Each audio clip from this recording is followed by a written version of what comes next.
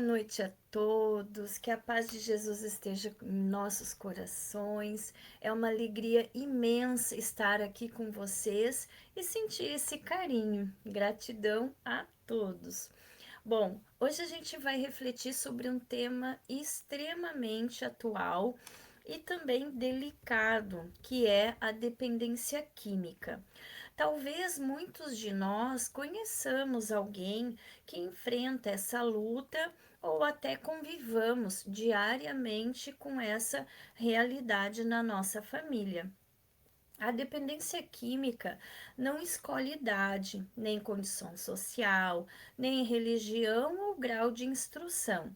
Ela pode atingir qualquer pessoa quando diversos fatores se unem, né, como vulnerabilidades emocionais, biológicas, familiares, sociais e também espirituais.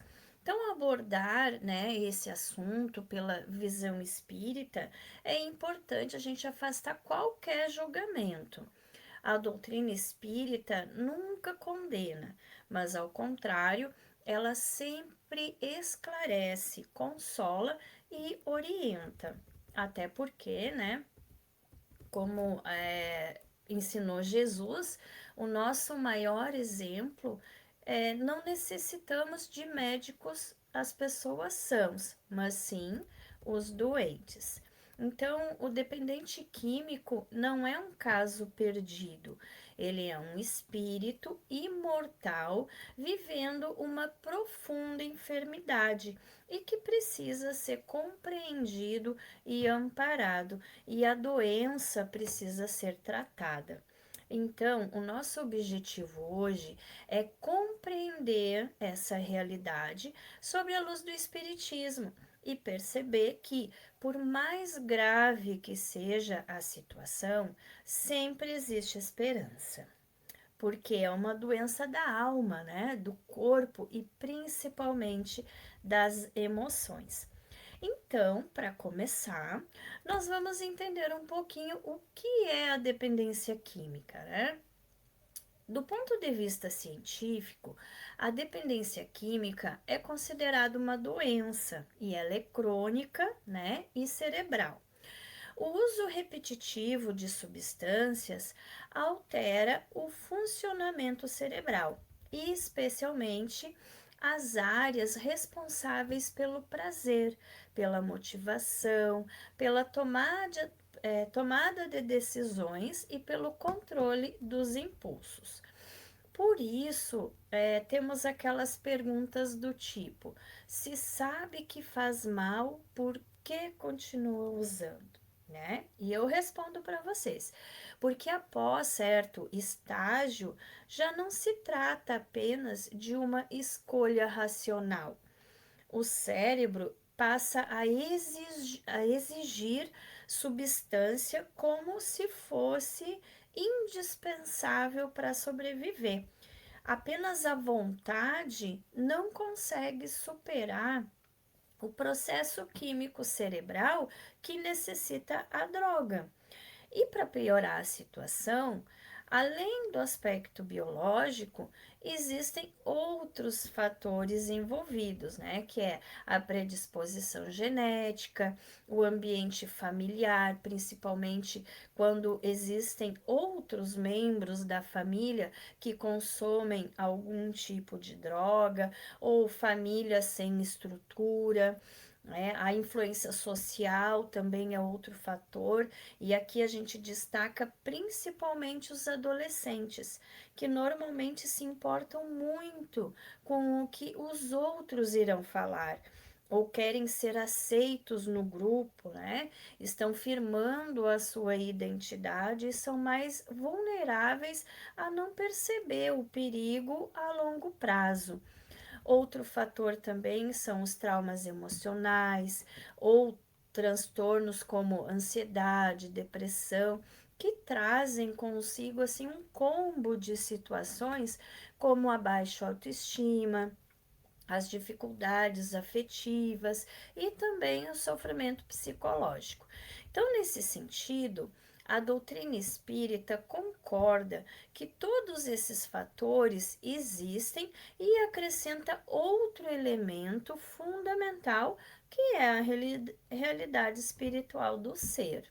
Então, a partir, né, desse entendimento, sabemos que o homem não é apenas o corpo.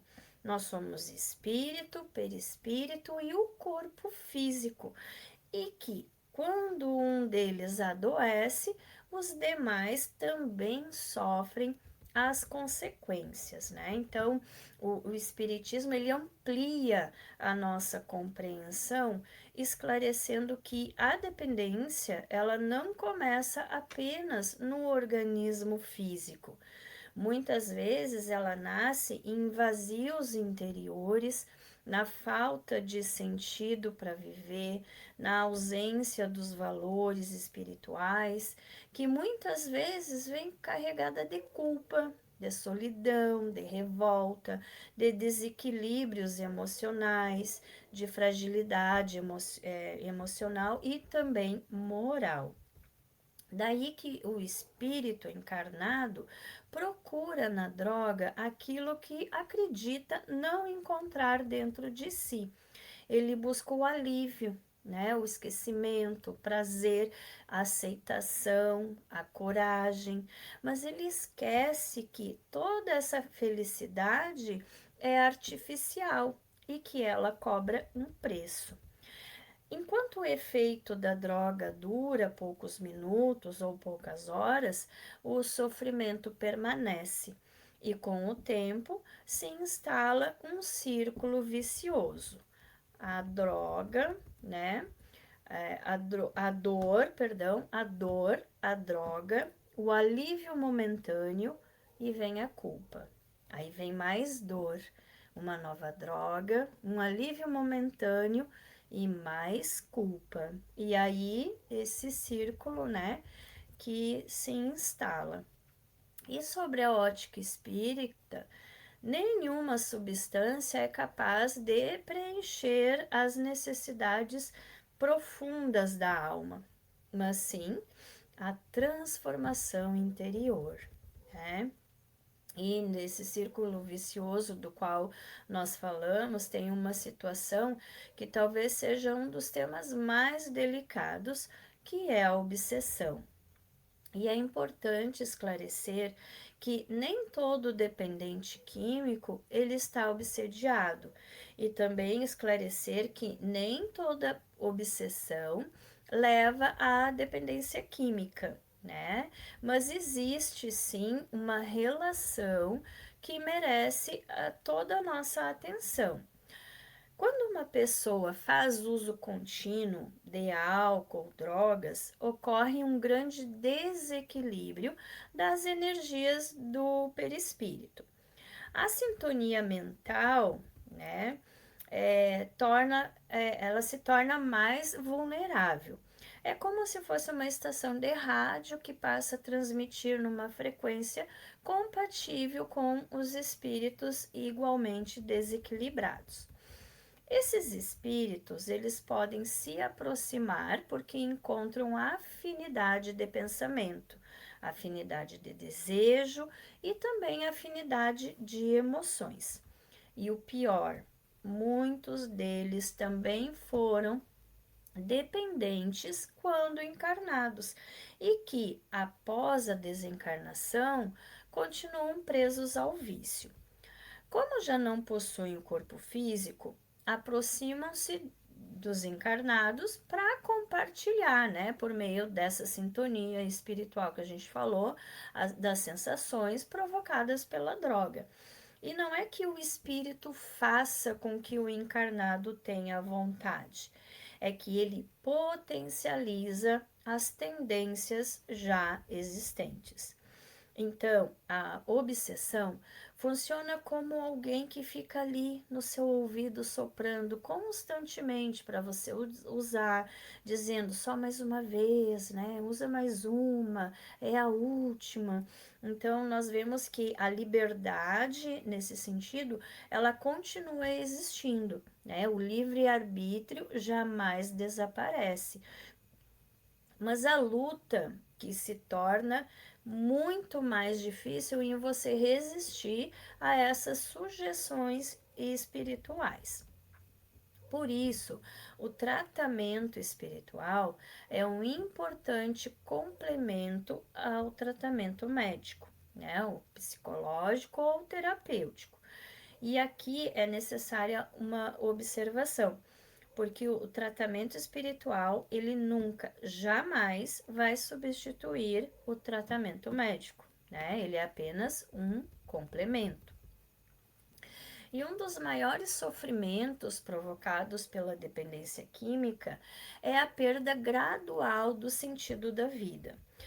Muitos dependentes chegam a ter pensamentos autodestrutivos, que podem levar a cometer atos impensados. E infelizmente sabemos que essa doença aumenta muito esse tipo de risco, né? Pode acontecer de forma direta, né? Acontece quando a pessoa destrói o seu organismo aos poucos. Devemos lembrar que o abuso prolongado de substâncias pode representar uma forma indireta de autodestruição. Cada agressão ao nosso corpo, ele repercute no nosso perispírito e que irá exigir, né, no futuro, um processo de recuperação adequado. E sobre a visão espírita, a vida é um patrimônio divino, né? Não nos pertence e nós temos que cuidar muito dela para conseguir progredir nessa caminhada reencarnatória. Por outro lado, quando uma pessoa adoece pela dependência química, toda a família adoece junto. Os pais vivem entre culpa e impotência, os cônjuges experimentam medo, insegurança, desgaste emocional, os filhos frequentemente carregam traumas que levarão por muitos anos. Muitos lares, né, passam a viver assim em constante tensão. Entretanto, a família também é um instrumento de Deus para que essa recuperação aconteça, que nem sempre vai conseguir impedir o uso da droga, né? Mas vai poder oferecer o acolhimento, o amor, os limites, as orações e um incentivo para o tratamento. É importante lembrar que amar não significa acobertar. Só quem passa por uma situação assim sabe o que realmente é lidar com essa realidade. E é muito sofrimento, sim. E a verdadeira caridade também estabelece limites quando for necessário, né? Jesus acolhia o pecador, mas sempre dizia: vai e não tornes a pecar. Aonde a gente vê que o amor educa e não alimenta a destruição. Em torno de tudo isso, surge uma pergunta, né? A dependência química faz parte do planejamento reencarnatório? E a resposta exige muito cuidado, porque nós não podemos afirmar que alguém nasce destinado a se tornar dependente. Isso seria negar o livre-arbítrio, né? Entretanto, muitos espíritos podem reencarnar trazendo tendências relacionadas a experiências anteriores, né?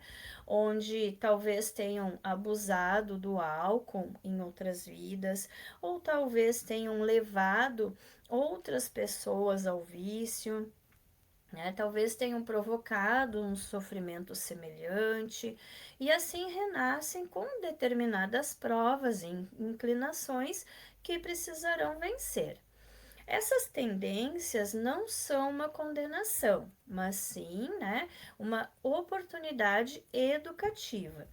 Nesse sentido, o planejamento reencarnatório apresenta possibilidades, E quem decide como enfrentará essas possibilidades é o próprio espírito durante a sua existência, que, mesmo diante das maiores dificuldades, sempre permanece aberta a possibilidades da escolha pelo bem, né?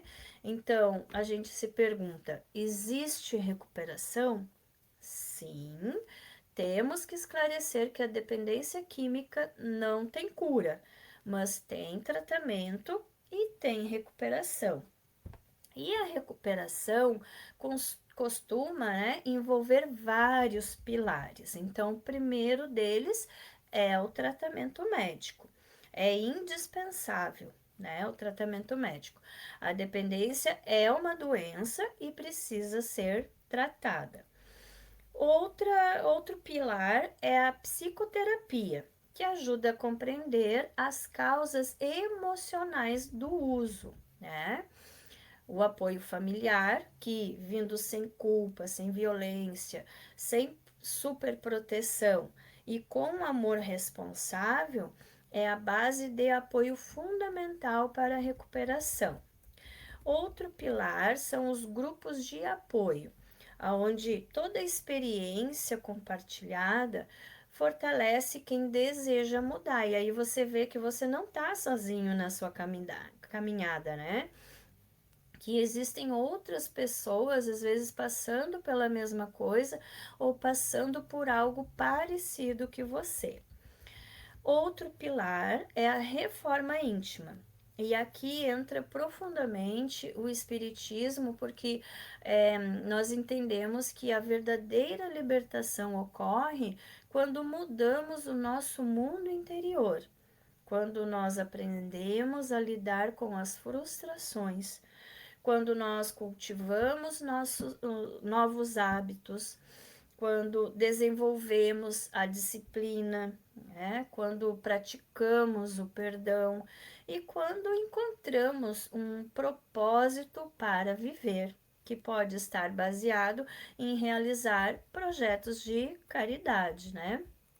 E um pilar fundamental que não pode deixar de ser falado é o equilíbrio, né? Um tratamento espiritual que vai incluir o passe, a água frutificada, o evangelho no lar, que é fundamental para que a família se fortaleça, né? A prece, que é uma conversa com seus mentores ou com os anjos da guarda, com Deus, né? Que venha do coração, não precisa ser ditada, mas aquela conversa sincera de você se abrir, colocar para fora aquilo que você está sentindo, né? Outra situação é o estudo da doutrina espírita para entender o que está acontecendo, né? Receber o consolo de que há uma saída para esse problema e também o trabalho voluntário, como a gente já falou, a caridade que auxilia muito nesse processo todo. Então, essas práticas, elas fortalecem o espírito, elevam a sintonia mental e auxiliam no enfrentamento da obsessão e dos desafios íntimos. Então é fundamental a gente destacar aqui, e nós vamos repetir isso, que o tratamento espiritual não substitui o tratamento médico, né? Ou o tratamento psicológico, ou o tratamento de outros profissionais da saúde envolvidos nesse processo. Ele atua como complemento, oferecendo fortalecimento moral e espiritual, tá bom? Outra coisa a considerar é que a casa espírita não promete curas milagrosas. Ela oferece acolhimento, esclarecimento, o evangelho, amparo espiritual, a esperança. Ela vai receber o dependente sem julgamento, vai receber também a família, porque todos necessitam de cuidado, né? Cada pessoa que atravessa a porta de uma instituição espírita deve sentir aquilo que Jesus oferecia, que é o acolhimento, e nunca a condenação. Então, você precisa se sentir bem para ter a segurança de pedir ajuda, marcar uma conversa fraterna, conversar com os atendentes da casa espírita, né? Por mais grave que seja a dependência, sempre existe possibilidade de recuperação.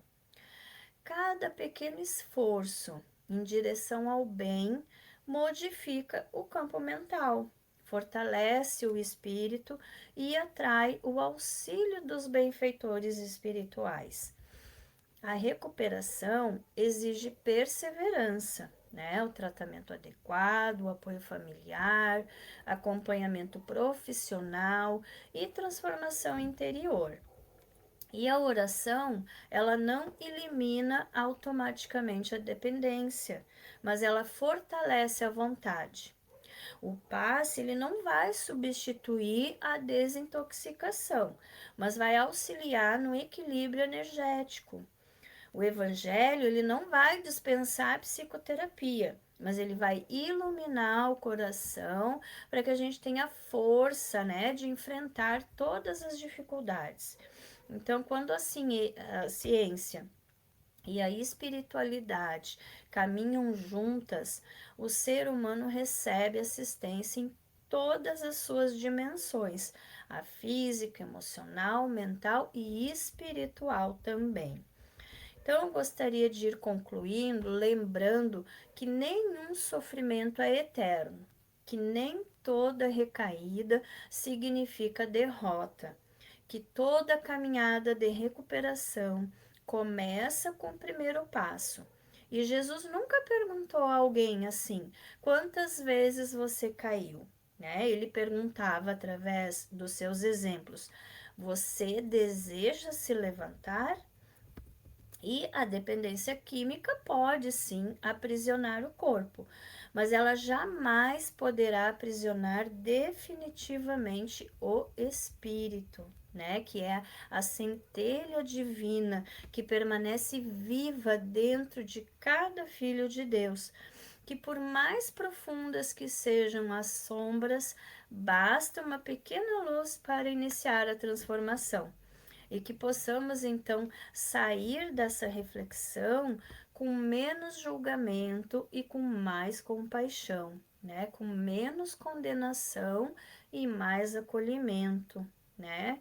E aí nós vamos encerrar recordando as palavras de Jesus em Mateus, que diz assim: Vinde a mim, todos vós que estáis cansados e sobrecarregados, e eu vos aliviarei. Tomai sobre vós o meu jugo e aprendei de mim, porque sou manso e humilde de coração, e encontrareis descanso para as vossas almas.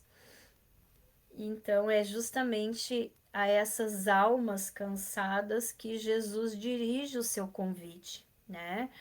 Ele não diz: venham a mim quando estiverem curados, nem quando forem fortes. Ele convida aqueles que estão sobrecarregados, abatidos e sem forças para continuar.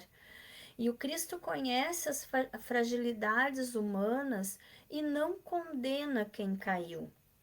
Ele oferece acolhimento, esperança e um caminho de reconstrução, né?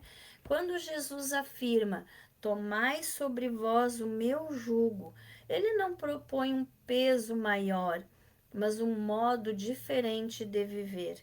O jugo de Cristo é o compromisso com a transformação moral, com a disciplina, a perseverança e o amor, para que quem enfrenta a dependência química, esse convite significa substituir a escravidão do vício pela liberdade conquistada dia após dia.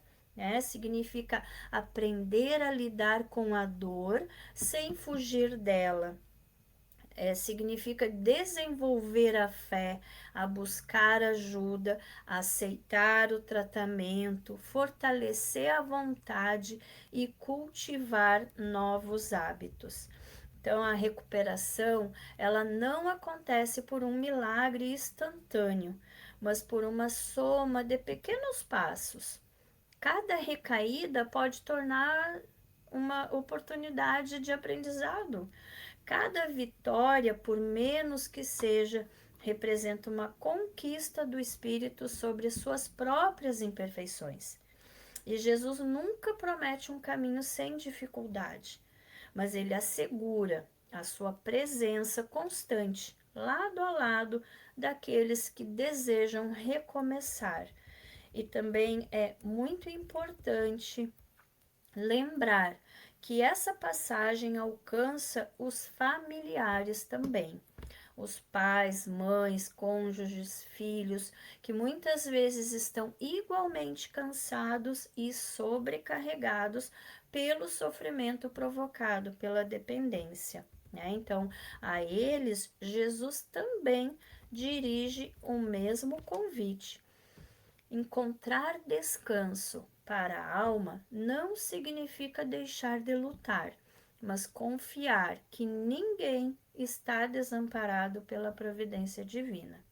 Então, assim, a mensagem de Jesus revela que o verdadeiro alívio não está nas substâncias que anestesiam temporariamente a dor, mas no encontro com o Cristo, que transforma essa dor em aprendizado, que fortalece a esperança e desperta a coragem para recomeçar.